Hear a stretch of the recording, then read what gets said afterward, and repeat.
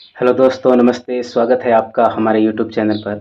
दोस्तों, आज हम अध्ययन करने वाले हैं एक बहुत ही शानदार बुक, आसान भाषा में लिखी हुई है, हिस्ट्री की है, teach yourself. Doctor Kameshwar Prasad ji की ये बुक है। प्रतियोगी परीक्षाओं और बीए करने वाले विद्यार्थियों के लिए बहुत ही महत्वपूर्ण ये बुक है। साथ ही कक्षा 11th और 12th पास कर चुके विद्यार्थियों के लिए भी ये कक्षा बहुत ही महत्वपूर्ण है।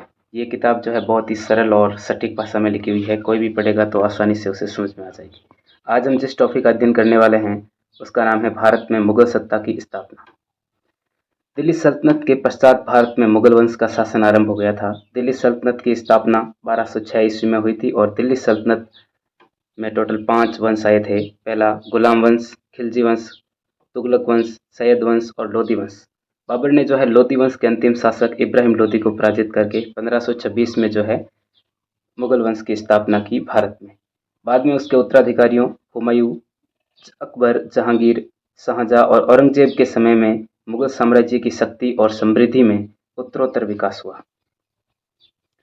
लगभग समस्त भारत पर अपनी सत्ता स्थापित कर मुगलों ने एक सुदृढ़ प्रशासनिक व्यवस्था की स्थापना की। मुगल काल आर्थिक समृद्धि, कलात्मक एवं सांस्कृतिक उपलब्धियों के लिए भी विख्यात हो गया। 1707 ईस्वी में मुगल वंश के अंतिम महान सम्राट औरंगजेब की मृत्यु के साथ ही मुगल साम्राज्य के पतन की प्रक्रिया आरंभ हो गई थी।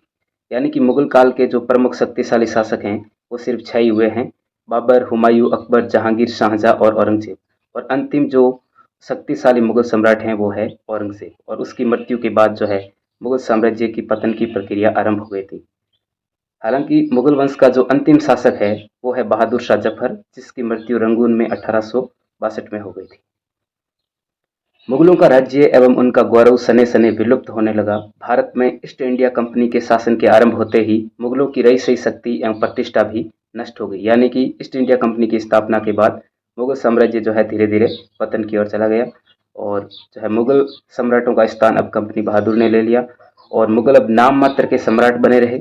1857 के विद्रोह के दौरान कंपनी ने अंतिम मुगल सम्राट बहादुर शाह जफर सेकंड को जो है गद्दी से हटाकर भारत में मुगल वंश का शासन सदैव के लिए समाप्त कर दिया। मुगल राज्य का उत्थान एवं पतन भारतीय इतिहास क्रम की महत्वपूर्ण धारा है। चलिए हम शुरुआत में पढ़ लेते हैं मुगलकालीन इतिहास के स्रोतों के बारे में। तुर्क अफगान शासनकाल की तुलना में मुगल कालीन इतिहास के स्रोतों की संख्या अधिक है। यानी कि तुर्क अफगान काल यानी दिल्ली सल्तनत में जो 5 वंश आए थे, उस वंशों का जो सोर्सेज है वो कम है, इतिहास के स्रोत कम मिलते हैं, और मुगल कालीन स्रोत इतिहास के स्रोतों की संख्या जो है ज़्यादा है। इसका कारण क्या है? क्योंकि तुर्क अफगान काल में इतिहास लेखन की परंपरा आरंभ हुई थी। जो परंपरा आरंभ हुई थी वह मुगल काल तक आते आते अत्यधिक विकसित हो चुकी थी, क्योंकि इतिहास लेखन की जो परंपरा है वो इस दिल्ली सल्तनत के काल में शुरू हुई है। शुरू होगी तो जो है 1, 2, 4, 5 लेखक ही लिखेंगे, है ना। तो धीरे धीरे जो है ये परंपरा जो है विकसित हुई मुगल काल के दौरान। तो मुगल काल के दौरान जो है सबसे ज़्यादा साहित्यिक जो है ग्रंथ लिखे गए, साहित्य लिखे गए। इस समय फारसी और विभिन्न भारतीय भाषाओं में अनेक ग्रंथ लिखे गए, जिनसे मुगल कालीन इतिहास पर प्रकाश पड़ता है। मुगल काल में भारत में अनेक यूरोपीय व्यापारी कंपनियां भी स्थापित हो चुकी थी। यानी भारत में जो है अनेक यूरोपीय व्यापारी कंपनियां आई थी। फ्रांसीसी आए, अंग्रेज आए, डच आए, पुर्तगाल आए। इस प्रकार इन्होंने जो है यहाँ भारत में व्यापारी कंपनियां जो है स्थापित कर दी थी। इन कंपनियों के जो सरकारी दस्तावेज है उनसे भी हमें प्रशासनिक और आर्थिक व्यवस्था पर प्रकाश पड़ता है। इस काल में अनेक यूरोपीय यात्री एवं व्यापारी भी भारत आए। बहुत सारे जो यूरोपीय यात्री हैं वो भारत आए और उन्होंने अपना जो है यात्रा विवरण लिखा। ये यात्रा विवरण भी अत्यंत महत्वपूर्ण जो है जानकारी उपलब्ध कराते हैं मुगल कालीन इतिहास के संदर्भ में। पुरातात्विक सामग्री भी इतिहास पर प्रकाश डालती है, लेकिन साहित्यिक स्रोतों की अपेक्षा मुगल काल में जो है पुरातात्विक सामग्री की संख्या कम है। लेकिन मुगलकालीन जो पुरातात्विक स्रोत है उनमें से सिक्के हैं, स्मारक हैं और उनके अवशेष प्रमुख हैं। अभिलेखों की संख्या इस समय कागज के व्यवहार के कारण कम हो गई थी, क्योंकि साहित्य ज़्यादा लिखने लग गए। इस कारण जो है अब स्मारक है या आपके अभिलेख वगैरह कम ही लिख पाए हैं। इस प्रकार मुगलकालीन इतिहास के स्रोत विभिन्न प्रकार के हैं। मोटे तौर पर हम इन्हें 2 भागों में बांट सकते हैं: साहित्यिक स्रोत और पुरातात्विक स्रोत। चलिए पहले साहित्यिक स्रोतों के बारे में अध्ययन कर लेते हैं। साहित्यिक स्रोतों में भी देसी साहित्य अथवा फारसी साहित्य, यानी जो प्रमुख मुगल शासक आए हैं उनका जीवन चरित्र, जैसे बाबर का बाबरनामा, हुमायूं का हुमायूंनामा, अकबर का अकबरनामा, जहांगीर का जहांगीर नामा यानी तुजू के जहांगीर। इस प्रकार के जो जीवन चरित्र हैं मुगल शासकों के, वो हैं आपके देसी साहित्य या फारसी साहित्य, उसके बारे में अध्ययन करते हैं। मुगल कालीन साहित्यिक स्रोतों को मुख्यतः दो भागों में विभाजित किया जा सकता है। देखो, पहले हमने मुगल कालीन इतिहास के स्रोतों को दो भागों में बांटा, साहित्यिक और पुरातात्विक स्रोत में। अब साहित्यिक स्रोतों को भी आगे दो वर्गों में, एक तो भारतीय यानी भारतीय या फारसी साहित्य, दूसरा यूरोपीय साहित्य। फारसी साहित्य के अंतर्गत सामान्य इतिहास से संबंध रचनाएं, जीवन वृत्तांत, सरकारी और गैर सरकारी ऐतिहासिक रचनाओं, आत्मकथाओं तथा प्रशासकीय दस्तावेजों, सरकारी पत्रों इत्यादि को रखा जा सकता है। कुछ मुगल सम्राटों ने अपनी जीवनियां एवं संस्मरण भी लिखे, जिनसे तत्कालीन इतिहास पर महत्वपूर्ण प्रकाश पड़ता है, क्योंकि उस समय के जो मुगल सम्राट थे उन्होंने अपनी खुद के बारे में जीवनियां लिखी, यानी बाबर ने बाबरनामा लिखा, तो उससे तत्कालीन जो मुगल इतिहास है उसकी जानकारी मिलती है। इस श्रेणी में सबसे महत्वपूर्ण जो रचना है वो है बाबर की आत्मकथा, जो बाबर ने स्वयं लिखी थी, जिसे हम नाम देते हैं बाबरनामा, जिसे तुजू के बाबरी, वाक्यात बाबरी भी कहा जाता है। ये मूलतः तुर्की भाषा में लिखी गई थी, बाद में इसका फारसी भाषा में अनुवाद हुआ। बाबर ने इस बाबरनामा में क्या लिखा? भारत की राजनीतिक तथा प्राकृतिक स्थिति पर अपने विचार लिखे, साथ ही सामाजिक, आर्थिक और सांस्कृतिक जीवन पर भी अपने विचार लिखे हैं। आरंभिक मुगल कालीन इतिहास पर इससे पर्याप्त प्रकाश पड़ता है, क्योंकि पहला शासक है, तो आरंभिक जो भारत में मुगल कालीन जो इतिहास है उस पर जो है बाबरनामा से हमें बहुत सारी जानकारियां मिलती है। बाबर की बेटी और हुमायूं की बहन गुलबदन बेगम, है ना, ये गुलबदन बेगम जो है ये बाबर की बेटी थी, हुमायूं की चचेरी बहन थी। इस गुलबदन बेगम ने हुमायूं की जीवनी लिखी, जिसका नाम था हुमायूंनामा। हुमायूंनामा में क्या है, इससे हुमायूं के कार्यकलापों के विषय में महत्वपूर्ण जानकारियां मिलती है, यानी हुमायूं ने क्या क्या कार्य किए उसकी जानकारी हमें हुमायूं के जो ग्रंथ है हुमायूंनामा, जो गुलबदन बेगम ने लिखा, उससे हमें हुमायूं के क्रियाकलापों के बारे में जो है कार्यकलापों के बारे में जानकारी मिलती है। इसी प्रकार जहांगीर ने भी अपनी आत्मकथा तुजू के जहांगीरी लिखनी आरंभ की। जहांगीर ने भी जो है अपनी आत्मकथा लिखी तुजू के जहांगीरी, लेकिन जहांगीर इसे पूरा नहीं कर सका। बाद में मोतमिद खां ने जो है तुजू के जहांगीरी ग्रंथ को पूरा किया। अगला है तबकात। तबका यानी वर्ग, और इसी का तबका का जो बहुवचन है वो है तबकात, यानी इसमें मुगल कालीन वर्गों के बारे में जो है सामान्य जानकारी मिलती है इतिहास की। मुगल कालीन इतिहास पर तबकात श्रेणी की रचनाओं से महत्वपूर्ण प्रकाश पड़ता है। इस श्रेणी के अंतर्गत अनेक महत्वपूर्ण ऐतिहासिक ग्रंथों को रखा जा सकता है। जैसे तबकात श्रेणी में कौन कौन से ग्रंथ हैं?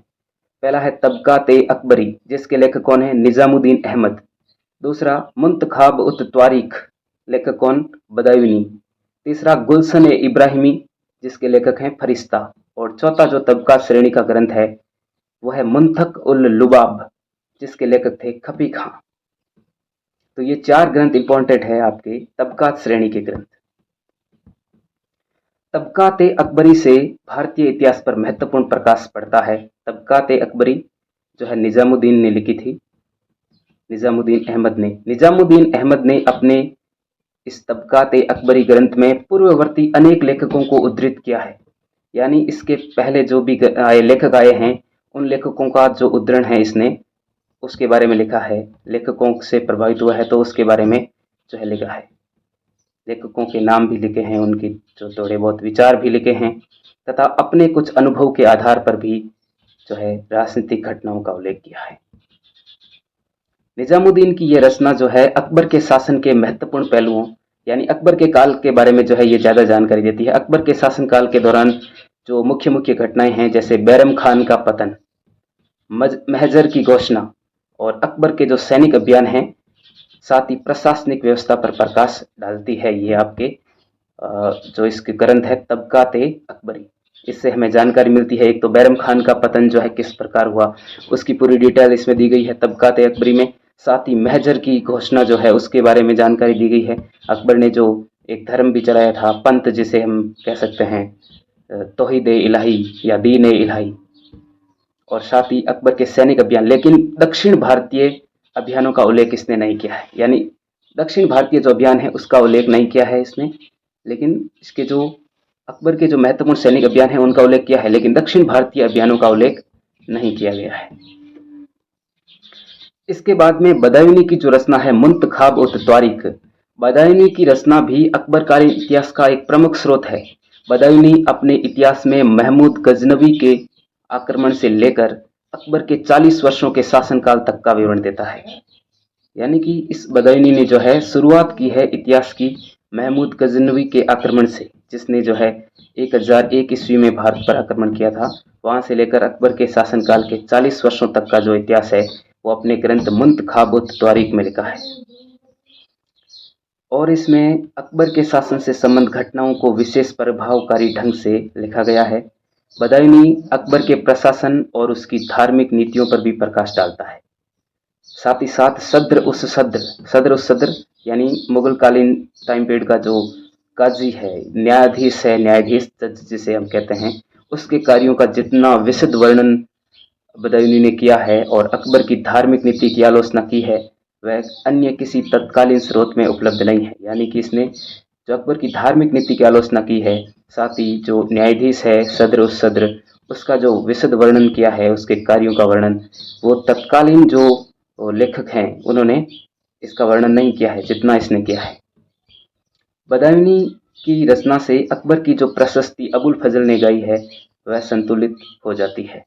इसके बाद में है फरिश्ता। फरिश्ता ने ग्रंथ लिखा था आपके कौन सा, गुलशन ए इब्राहिमी। इस गुलशन ए इब्राहिमी से जो है सामान्य इतिहास से संबंध ग्रंथ है ये भी, जिसमें लेकिन इसमें मुगल सम्राटों एवं दक्षिणी रियासतों के साथ उनके संबंधों को प्रभावकारी ढंग से उजागर किया गया है ना। दक्षिणी जो रियासतें हैं जैसे अहमदनगर, गोलकुंडा, बीजापुर, उड़ीसा वगैरह सभी के बारे में जो है इसने लिखा है। इसके बाद में है आपके खफी खां। खफी खां की रचना कौन सी है, मुंतक उल लुबाब। खफी खां की रचना भी जो है सामान्य इतिहास का वर्णन करने के साथ साथ दक्षिण भारत में औरंगजेब और मराठों के संघर्ष पर विस्तार पूर्वक प्रकाश डालती है। खफी खां ने जो है शिवाजी के व्यक्तित्व और कृतित्व पर भी प्रकाश डाला है। तबकात ग्रंथों के बाद में है दरबारी साहित्य, जो दरबार में लिखे गए हैं, है ना, जो दरबारी कवि हैं, जैसे अकबर का दरबारी था अबुल फजल और उसने ग्रंथ की रचना की थी अकबरनामा की।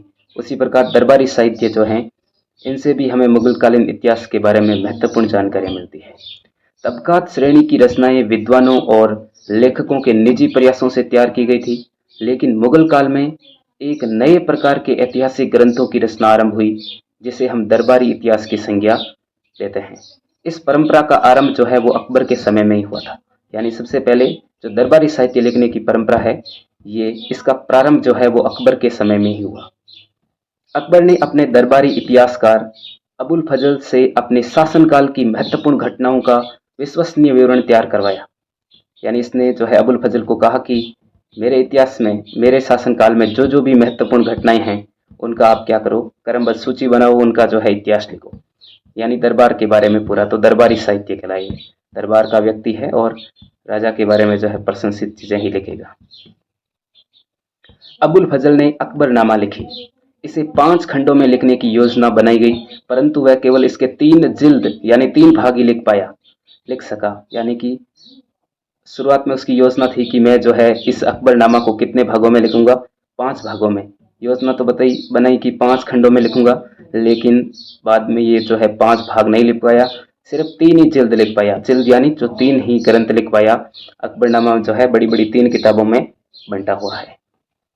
प्रथम खंड में आदम से लेकर अकबर के 17वें राज्यकाल तक, यानी पहला जो खंड है अकबरनामा का, अकबरनामा के 3 खंड हैं, जिसमें से पहला जो खंड है उसमें क्या मिल रहा है, आदम कौन था, इब्राहिमी धार्मिक मान्यता के अनुसार जो है आदम था वो ईश्वर द्वारा बनाया गया पहला मनुष्य था। उस पहले मनुष्य आदम से लेकर अकबर के शासनकाल के 17वें वर्ष तक जो है जानकारी मिलती है हमें अकबरनामा के पहले खंड से। ये इब्राहिमी धार्मिक मान्यता यानी इस्लामिक धर्म में है, ऐसी मान्यता है कि भगवान ने जो है सबसे पहला मनुष्य बनाया था वो था आदम। इसी प्रकार पहली महिला बनाई थी वो थी हवा। तो पहले भाग में हमें मिलता है आदम से लेकर अकबर के 17वें राज्यकाल तक इसका वर्णन, और इसके दूसरे भाग में अकबर के शासनकाल के 46 वर्षों तक का इतिहास लिखा गया है। यानी शासनकाल के 17वें वर्ष से लेकर 46 वर्षों तक का जो इतिहास है वो है अकबरनामा के दूसरे भाग में। अबुल फजल की दूसरी महत्वपूर्ण रचना है आईने अकबरी। यानी कि आईने अकबरी जो है ये अकबरनामा का तीसरा भाग है, जिसे अकबर के 42वें वर्ष के अंत में लिखा गया था। आईने अकबरी से अकबर के प्रशासन पर महत्वपूर्ण प्रकाश पड़ता है। अकबर का जो प्रशासन है उनके बारे में जो है हमें अंतिम जो तीसरा ग्रंथ है आईने अकबरी उससे जानकारी मिलती है। प्रशासन साथ ही कृषि व्यवस्था के बारे में भी जो है हमें इससे विस्तृत जानकारी मिलती है। अबुल फजल की अकबरनामा से प्रेरणा लेकर मुगल काल में अन्य दरबारी ऐतिहासिक ग्रंथों की रचना भी हुई। बाबर, हुमायूं, शेर शाह सूरी के शासनकाल पर ऐतिहासिक ग्रंथ लिखे गए। गुलबदन बेगम ने हुमायूंनामा, और हुमायूंनामा को भी हम जो है दरबारी साहित्य में रख सकते हैं। अब्बास खां शेरवानी, ये आपके शेर शाह सूरी जो हैं उनके शासनकाल के टाइम पीरियड पर दरबारी थे उनके अब्बास खां शेरवानी। अब्बास खां शेरवानी ने जो है तारीख शेर शाही ग्रंथ की रचना की थी। अब्बास खां शेरवानी की पुस्तक शेर शाह सूरी के शासनकाल की एकमात्र विश्वसनीय ऐतिहासिक रचना है। यानी कि शेर शाह के बारे में जो जानकारी देने वाली जो विश्वसनीय ऐतिहासिक रचना है वो सिर्फ एक ही है, एकमात्र है, और तत्कालीन भी है, उस समय ही लिखी गई थी। वो है आपके तारीख शेर शाही, जिसकी रचना की थी अब्बास खां शेरवानी ने। ये शेर शाह सूरी के जो है एकमात्र विश्वसनीय ऐतिहासिक रचना है। इसी से जो है शेर शाह सूरी जो है प्रसिद्ध हुआ है। अकबर द्वारा आरंभ की गई परंपरा को जहांगीर और शाहजहां ने बनाए रखा। यानी अकबर के शासनकाल में ये आपके दरबारी साहित्य लिखने की जो परंपरा प्रारंभ हुई, इसको जहांगीर और शाहजहां ने भी बनाए रखा। मोहतमिद खां ने इकबाल नामा ए जहांगीरी, मोहतमिद खां ने जहांगीरी तुजू के जहांगीरी भी लिखी थी। साथ ही मोहतमिद खां ने इकबाल नामा ए जहांगीरी लिखी है ना, ये भी दरबारी साहित्य से संबंधित है। साथ ही अब्दुल हमीद लाहौरी ने पादशाह नामा लिखी, ये भी जो है दरबारी साहित्य से संबंधित है। अब्दुल हमीद लाहौरी ने पादशाह नामा लिखी। औरंगजेब के शासनकाल में मिर्जा मोहम्मद काजिम ने इसी परंपरा में आलमगीर नामा की रचना की। यानी कि औरंगजेब के टाइम पीरियड में मिर्जा मोहम्मद काजिम इसने आलमगीर नामा की रचना की। लेकिन अपने शासन के 11वें वर्ष में औरंगजेब ने इतिहास लेखन पर प्रतिबंध लगा दिया। बहुत ही इंपॉर्टेंट क्वेश्चन है। अकबर ने जो है इतिहास लेखन पर आपके औरंगजेब ने जो है इतिहास लेखन पर प्रतिबंध कब लगा दिया था? अपने शासनकाल के 11वें वर्ष में। यानी कि वो राजा कब बना था? आपके राजा बना था 1658 में। 1658 में राजा बना था औरंगजेब, और 11 वर्ष जोड़ लीजिए, 1669 जो है 69 में इसने इतिहास लेखन पर प्रतिबंध लगा दिया था। मुगल कालीन दरबारी इतिहास की आलोचना अनेक समीक्षकों ने की है। उनका तर्क है कि इन सभी रचनाओं में शासकों की प्रशंसा को ही प्राथमिकता दी गई है। यानी कि जो दरबारी इतिहास की आलोचना की है बहुत सारे इतिहासकारों ने, समीक्षकों ने, कि इसमें जो है उन्होंने क्या तर्क दिया है इसकी आलोचना करते हुए कि दरबार के लोग हैं तो दरबार के लोग क्या लिखेंगे? राजा की प्रशंसा में लिखेंगे। यानी उसमें सबसे प्राथमिकता, जो पहली प्राथमिकता दी गई है वो किसको दी गई है? शासकों की प्रशंसा को, और उनके शासनकाल की गलतियों को छिपाने का प्रयास किया गया है। तो इस कारण हम ये मान सकते हैं कि ये आलोचनाएं सही है। लेकिन तथापि इनसे दरबारी ऐतिहासिक ग्रंथों की महत्ता कम नहीं हो जाती। लेकिन हम आलोचना तो कर रहे हैं, लेकिन दरबार में रहने वाले जो विद्वानों ने ये ऐतिहासिक ग्रंथ लिखे हैं, इनकी महत्ता यानी इनका जो महत्व है वो कम नहीं हो जाता। इन ग्रंथों में वर्णित घटनाओं की सत्यता विश्वसनीय है, क्योंकि सभी इतिहासकार समकालीन थे। यानी कि उसी टाइम पीरियड में थे, तत्कालीन थे, समकालीन थे, राजाओं के साथ थे वो, तो उन्होंने जो है दरबार से जुड़े हुए विवरण जो है सही लिखे होंगे, ऐसा हम मान सकते हैं। ये विश्वसनीय है। इनकी एक अन्य विशेषता यह भी है कि ये रचनाएं धार्मिक संकीर्णता से मुक्त है। इन महत्वपूर्ण ऐतिहासिक ग्रंथों के अतिरिक्त मुगल काल में फारसी भाषा में अन्य बहुत से भी ग्रंथ लिखे गए हैं, जैसे तारीख सलातीन, मासिर ए जहांगीरी, तारीख फरिश्ता, शाहजहानामा फतुहात ए आलमगीरी, ये भी जो है आपके दरबारी साहित्य हैं, ये भी लिखे गए जिनसे मुगलकालीन इतिहास पर महत्वपूर्ण प्रकाश पड़ता है। इसके बाद में है क्षत्रिय साहित्य, यानी क्षेत्र विशेष पर आधारित क्षेत्रीय साहित्य। मुगल काल में क्षेत्रीय इतिहास पर भी कुछ महत्वपूर्ण ग्रंथों की रचना हुई। ऐसी रचनाओं में सर्वाधिक महत्वपूर्ण है मीरत ए अहमदी और दूसरी है रियाजुस सलातीन। मीरत ए अहमदी की जो रचना की थी वो की थी मोहम्मद अली खान ने। ये मोहम्मद अली खान कौन थे? ये गुजरात के दीवान थे। इस ग्रंथ की रचना 18वीं शताब्दी में हुई थी। इससे हमें गुजरात के प्रशासन पर अच्छा प्रकाश पड़ता है, यानी कि क्षेत्रीय साहित्य है तो क्षेत्र विशेष के बारे में जानकारी मिलेगी। यानी कि ये मीरत ए अहमदी जो ग्रंथ है ये मोहम्मद अली खान ने लिखा और इससे हमें किस क्षेत्र के प्रशासन की जानकारी मिलती है? गुजरात के प्रशासन की। इसी प्रकार दूसरा ग्रंथ है रियाजुस सलातीन। इस ग्रंथ के रचयिता कौन है? गुलाम हुसैन। और गुलाम हुसैन ने क्या लिखा है? बंगाल के इतिहास का विवरण जो है रियाजुस सलातीन में लिखा है। समझ गए? यानी जो मीरत ए अहमदी है, मीरत ए अहमदी, इस मीरत ए अहमदी ग्रंथ के रचनाकार कौन है? मोहम्मद अली खान। और इससे हमें गुजरात के प्रशासन के बारे में जानकारी मिलती है। दूसरा ग्रंथ है रियाजुस सलातीन। इसके रचयिता है मोहम्मद अली खान। इसके रचयिता नहीं है, ये है आपके कौन? गुलाम हुसैन। और इससे हमें जानकारी मिलती है बंगाल के इतिहास की। तो मीरत ए अहमदी की रचना मोहम्मद अली खान ने की और इससे हमें गुजरात के प्रशासन पर अच्छा प्रकाश पड़ता है। रियाजुस सलातीन किसकी रचना है भाई? गुलाम हुसैन की, और उन्होंने बंगाल के इतिहास का विवरण लिखा है। यानी कि क्षेत्रीय साहित्य में ये तो महत्वपूर्ण ग्रंथ है। इसके बाद है दस्तूर ए अमल एवं इंसा। प्रशासन संबंधी जो तथ्य हैं उनकी जानकारी का महत्वपूर्ण स्रोत है दस्तूर ए अमल। यानी दस्तूर ए अमल के अंतर्गत कौन सी रचनाएं आएगी? प्रशासन से संबंधित रचनाएं। इस श्रेणी का सबसे महत्वपूर्ण ग्रंथ है अबुल फजल रचित आईने अकबरी। हमने शुरुआत में पढ़ लिया, आईने अकबरी से जो है अकबर के प्रशासन के बारे में हमें विशेष जानकारी मिलती है। इस श्रेणी का सबसे हो गया जिससे अकबर के प्रशासन पर प्रकाश पड़ता है। अकबर का प्रशासन की जानकारी हमें जो है अबुल फजल ने जो लिखी थी अकबरनामा का जो तीसरा भाग है आईने अकबरी, उससे हमें अकबर के प्रशासन पर जो है अच्छी खासी जानकारी मिल जाती है। इसमें और इस आईने अकबरी में क्या है? राजकीय आवास यानी जो राज परिवार के लोग हैं वो आवास जहाँ रहेंगे दुर्ग में, उसका बारे में। साथ ही टकसाल, सेना के गठन, मनसबदारों की श्रेणियां, फौजदार, कोतवाल इत्यादि के लिए निर्धारित जो योग्यताएं हैं और उनके जो कार्य हैं, साथ ही कर संबंधी सुधार, राजस्व संबंधी जो सुधार हैं इत्यादि का उल्लेख किया गया है। प्रशासनिक विषयों पर इंसा श्रेणी के अंतर्गत आने वाले प्रशासकीय पत्रों से भी हमें जानकारी मिलती है। इंसा श्रेणी के अंतर्गत जो आते हैं ये भी प्रशासन से संबंधित है। इसके अंदर जो प्रशासकीय पत्र आ रहे हैं उससे भी हमें जो है बहुत सारी जानकारी मिलती है। इस श्रेणी की अनेक रचनाएं हैं, जैसे दस्तूर ए अमल एवं इंसा से संबंधित जो रचनाएं हैं वो है इंसा ए यूसुफ, इंसा ए ब्राह्मण, खतूत ए शिवाजी, इंसा ए अबुल फजल, दस्तूर ए अमल ए टोडरमल, रुक्कत ए आलमगिरी, जवाबित ए आलमगिरी, अखबारात। ये सारी इंसा श्रेणी की रचनाएं हैं जो मुगल कालीन इतिहास के बारे में हमें बहुत सारी जानकारी उपलब्ध कराती है।